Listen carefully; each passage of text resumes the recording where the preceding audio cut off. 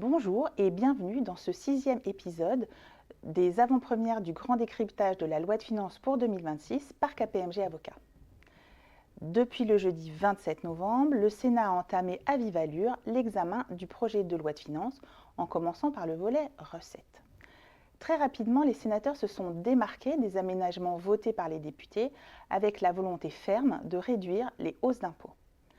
Au total, près de 6,5 milliards d'euros de recettes fiscales en moins ont été actés en comparaison du projet initial. Ce serait compensé par des économies supplémentaires.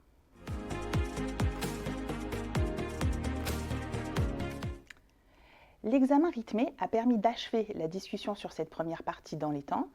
C'est aujourd'hui jeudi 4 décembre et après une seconde délibération surprise sur quelques articles que les sénateurs se sont prononcés sur la partie recettes, un vote qui a abouti à son adoption. La prochaine étape sera alors le vote sur l'ensemble du texte, recettes et dépenses, qui est attendu le 15 décembre. Si tel était bien le cas, une commission mixte paritaire sera convoquée pour tenter de trouver un compromis entre les deux assemblées et ce sera alors en quelque sorte l'heure de vérité. Le texte voté en première lecture par le Sénat servira alors de base aux discussions. Si cette commission mixte paritaire ne parvient pas à trouver un accord, la navette parlementaire reprendra, toujours sur la base du texte adopté en première lecture par le Sénat. En tout état de cause, un texte final devra être adopté le 23 décembre pour tenir l'échéance du 31 décembre. L'exécutif se prépare à toute éventualité et envisage une loi spéciale qui, en cas d'échec de la commission mixte paritaire, pourrait être examinée le 23 décembre ou bien le 26 si les conclusions de la commission mixte paritaire étaient rejetées par l'Assemblée.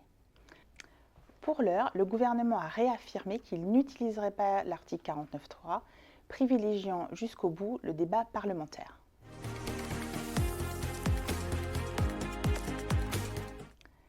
Quelle est la copie du Sénat pour ce volet recettes? Quelle différence de fond avec les aménagements proposés par les députés?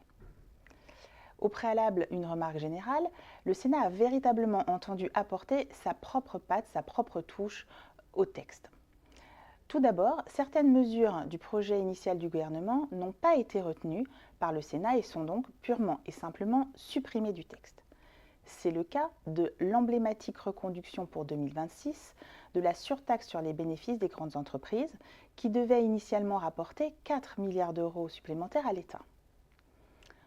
Ont de leur côté été confirmés la suppression anticipée de la CVAE en 2028 ainsi que la reconduction seulement pour une année de la contribution différentielle sur les hauts revenus qui s'accompagne d'un aménagement de ses modalités de calcul, notamment pour les revenus exceptionnels.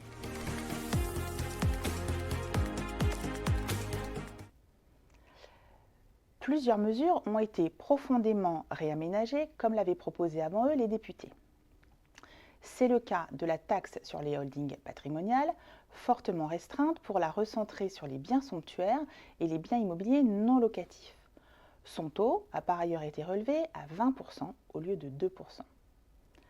Les sénateurs ont, comme les députés, souhaité transformer l'impôt sur la fortune immobilière en une contribution sur les hauts patrimoines, pendant de l'impôt sur la fortune improductive des députés, une version sénatoriale qui épargne une partie de l'immobilier tout en relevant le seuil d'imposition à 2 570 000 euros contre 1,3 million aujourd'hui. Ce qui permettrait, selon l'amendement adopté, d'exclure un certain nombre de ménages touchés par la hausse du prix de l'immobilier. Une mesure portée de longue date par le sénateur Éric de Montgolfier dans un rapport sur l'ISF en octobre 2019. Le pacte du trade transmission a fait aussi l'objet d'une retouche conforme aux préconisations du récent rapport de la Cour des comptes. La durée de détention des actions transmises passe de 4 à 6 ans, les biens personnels seraient exclus du dispositif et le pacte réputé acquis supprimé.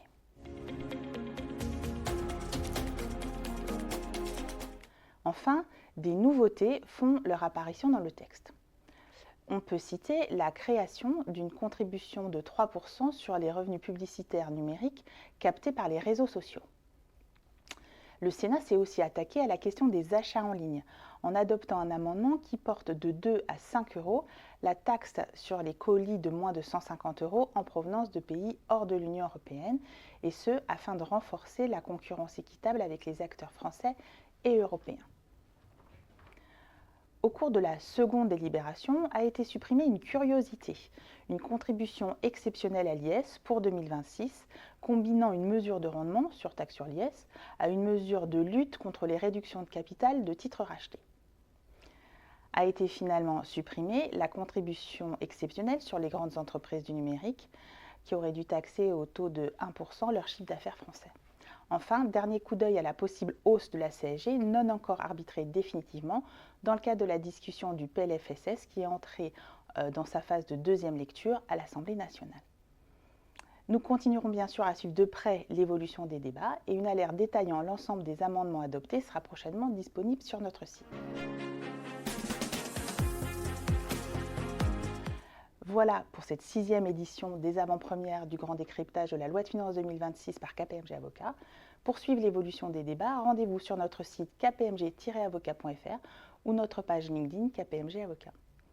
À bientôt.